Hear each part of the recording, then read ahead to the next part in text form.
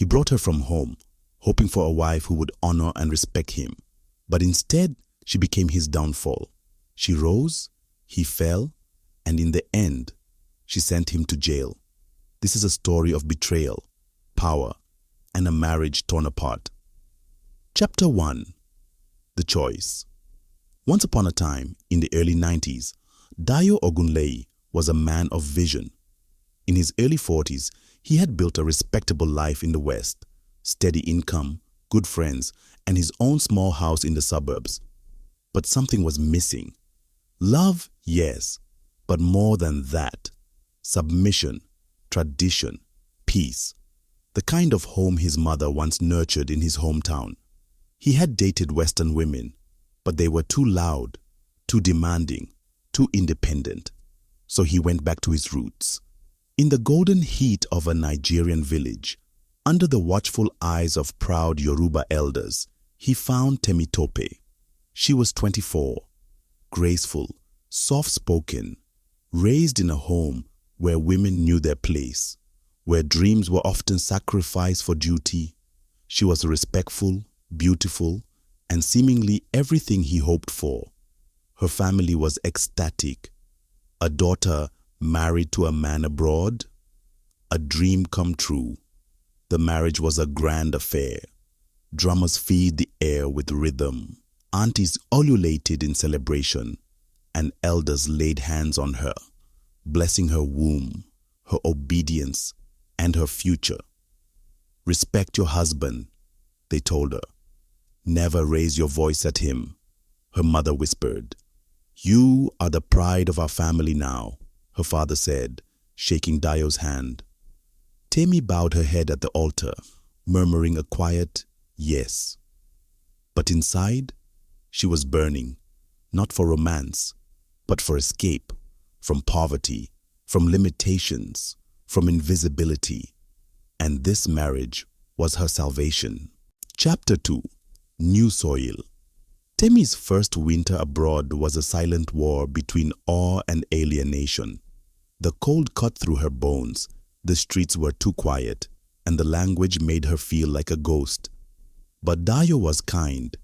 He clothed her warmly, paid for her language classes, and encouraged her to pursue her nursing course. She was grateful, truly. Their home was small, but warm. He worked long hours and came home to make her laugh. She cooked, cleaned, and gave him peace. 2 years into their marriage, they had a son, Tomiwa, a bright boy with his mother's eyes. Dayo couldn't wish for more.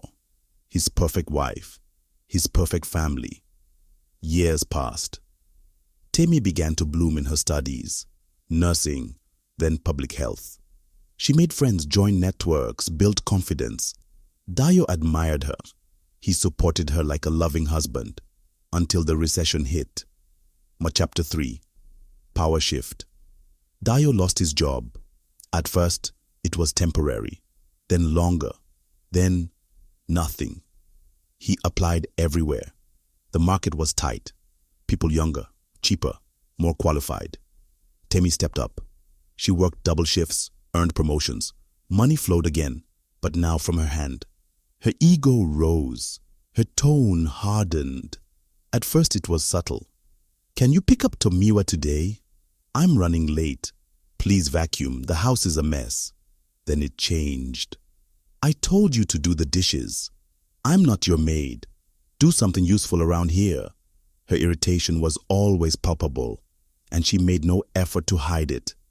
Dayo, once the provider, became the housekeeper.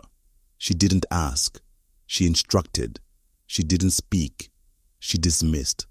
And he shrank. His manhood was under attack, and he did not know how to fight back. Are you enjoying this story? Don't miss out on more gripping dramas like this. Hit that subscribe button and stay tuned for more real life twists and betrayals. Chapter 4. Cracks in the Wall. Temi now wore sleek suits and high heels. She attended women's empowerment brunches, book clubs, and networking events. Dayo, he stayed home, cooked, cleaned, picked Tomiwa from school. Their home was no longer a sanctuary. It was a house of sadness. Dio was a shadow of a man in his own home. The house was no longer a haven. It was a battleground of ego, unspoken resentments, and buried hurt. Arguments became routine. Respect and obedience was far to be seen. They no longer touched, no longer laughed. Just two bodies occupying a home, moving in opposite emotional directions. Chapter 5. The Breaking Point. It was a Tuesday. Dio had a rare opportunity, a job interview at a warehouse. Not his dream, but a start he was willing to take.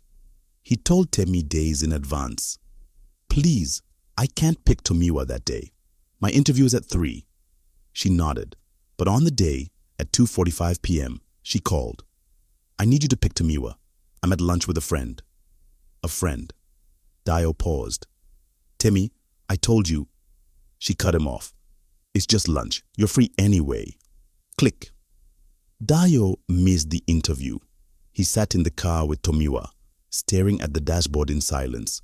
He looked at his hands, once capable, now idle. His heart was heavy, his dignity crumbling. That evening, when she returned laughing at something on her phone, he confronted her. "What do I even mean to you anymore? Temi?" She looked at him irritably and retorted, "You're lucky I still let you live here." "You good-for-nothing husband," she muttered. Dio felt a stab to his heart. But words can be weapons too. His fists clenched. And what came next? We may never fully know. There was shouting. There was pain. There were things said that couldn't be unsaid. And then, sirens.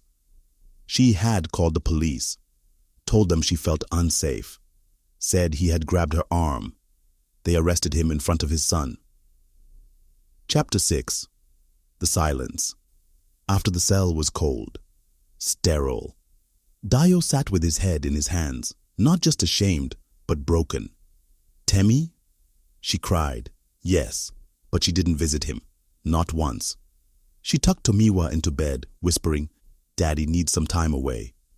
She got a lawyer, sued for divorce. Their family back home? Shocked. Her family? Ashamed. His family? Repelled and angry. A whole new animosity between families that were once united. No one wins in stories like this. Dio was released with a restraining order and a scar on his name. Temi built a new life, respected but silently judged. Their son, Tomiwa? He grew up remembering his father in cuffs and his mother's hardened eyes. Was he a victim of a changing world, or a man who refused to change? Was she a woman who found her strength, or one who forgot where she came from? What do you think? Drop your thoughts in the comments. Thank you for watching. Don't forget to like and subscribe for more drama stories.